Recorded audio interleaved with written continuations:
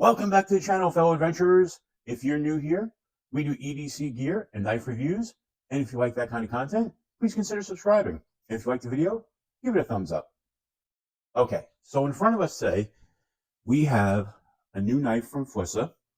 And if you're not familiar with Flissa, Flissa is a brand that makes value knives.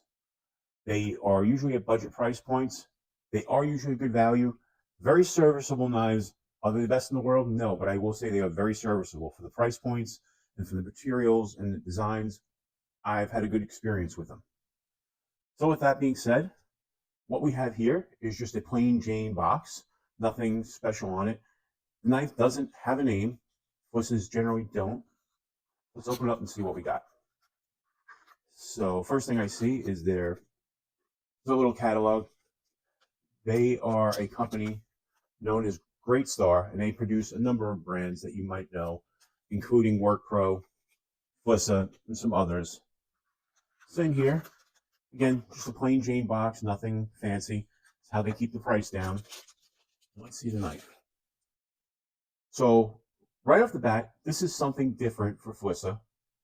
This is a knife that is aluminum handled, has shredded carbon inlay. It's a flipper. So let's talk about why I titled this video the way I did. The good, the bad, and the ugly of this knife. Let's start with the good. The good. It's an attractive knife.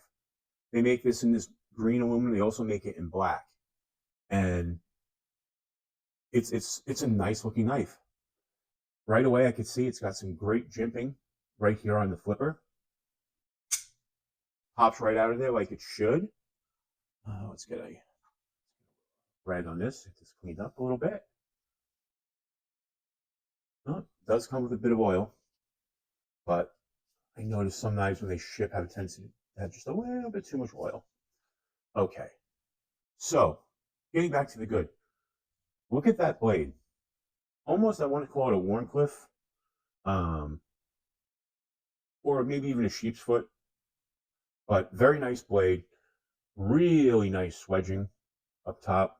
It looks good. Looking carefully at the edge profile, it looks like it's pretty well done.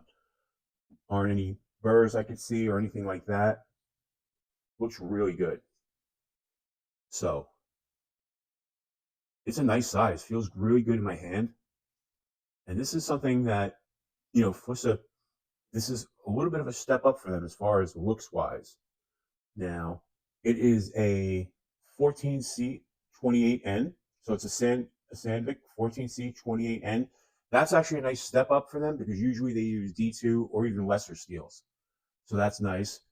Again, it doesn't have a name. I wish Flissa would give it a name.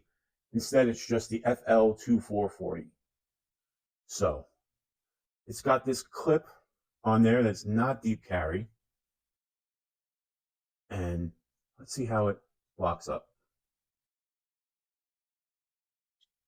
Okay. Yep. The blade is pretty straight, centered nicely actually, and works well with the thumb stud, as you can see there. Dual thumb studs, I like that. So let's, again, this is just talk about the good. The good, I like the design.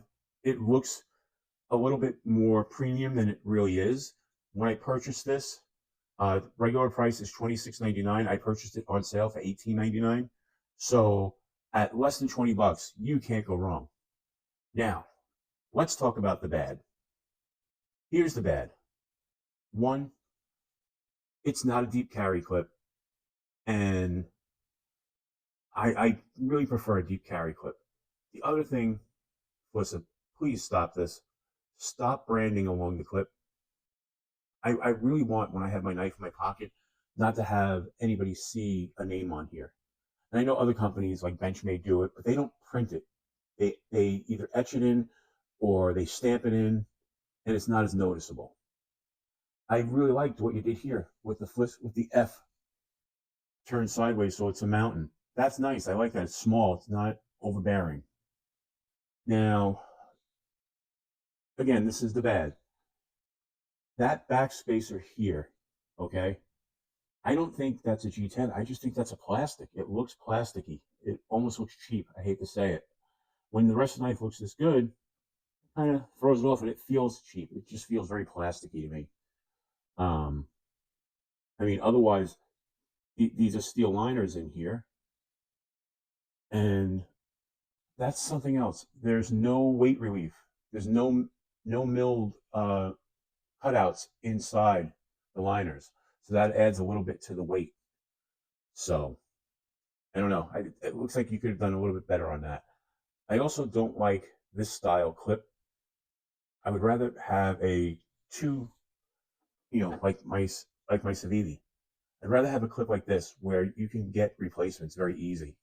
And especially like this, you could probably use a Spyderco replacement clip, deep carry, make it a deep carry, but definitely not my style. So now let's talk about the downright ugly on here. And I don't know if you could see this, but one, there's glue residue and oil everywhere. I don't know if you could see that, but there's glue residue. But also here, where your inlays are, it looks like they used too much glue, and there's this glue popping out here. And I know this will come off very easy, but still, to me, that's a quality control issue. Because look at that. You know, you've got that glue coming out. You have a knife that overall you made an attractive knife. But it's the little things that set this apart from being, you know, a really, I want to say, almost perfect knife. This is ugly. This is not, and this is such an easy thing to fix. There, look, came right off, and there's, like I said, other glue residue, there's oil residue right here because you used way too much oil on there. I mean, oil is just coming out everywhere. And that's easy. That's an easy fix, but that should be something taken care of, you know. So again, the good shape of the blade, price point, the feel of it is really nice. One of the other things that is really bad on this is lock stick. I really have to push that over. I'm struggling to open that up. I have to use my, press it down. And that's going to be an easy fix. I mean, some graphite on there. But I like knives that I can play with one hand. And that one I'm struggling with. I did it right there, but I had to put so much pressure on that, on that lock mechanism to open it. So that's basically the good, the bad, and the ugly of the knife. Now let's hit the nuts and bolts of this. Overall, it's 7.8 inches, so it's a nice size knife. The blade is 3.1 inches. It's a little on the heavy side. Like I said, it's 4.5 ounces. If they had just cut up some weight relief in here, they probably could have got this down under 4 ounces. Now, size comparison, that is my Civivi Mini Praxis. So it's bigger than the Mini Praxis. So it's a nice size knife. That's it against the Benchmade Bug Out. Similar in size. So you see the size right there. But I don't know. I think that Flissa could have just done a little bit better on the quality control. It feels really good. Other than that, I mean, you do have a little bit of a hot spot here that could get you, but I don't know. I think your hand would have to be the right size for it. They did put a nice area here. You can get the sharpening trail is pretty good. So overall, would I recommend this knife? Yeah, $18. It's a nice looking knife. You can overlook the little, the little things that are wrong with it, and nothing mechanically is wrong. Like I said, that lock is new, it's tight, but it will work, and the action is fantastic. But actually, it's getting a little easier as I use it. It is drop shutty for the most part. You got that nice controlled drop shut. So would I recommend it? Yes, especially if you can get it at the sale price for $18.99. 100% go with it. There's nothing wrong with this knife for that. If you're looking for a good knife, the materials are good. 14C28N, nothing to be sneezed at. I actually like that steel a lot. Some people don't, but I find it to be a really reliable steel. It has a nice look to it. So overall, if I definitely give it a thumbs up, and hopefully you like this video, give it a thumbs up. All right, folks, that's my little initial thoughts on the Flissa.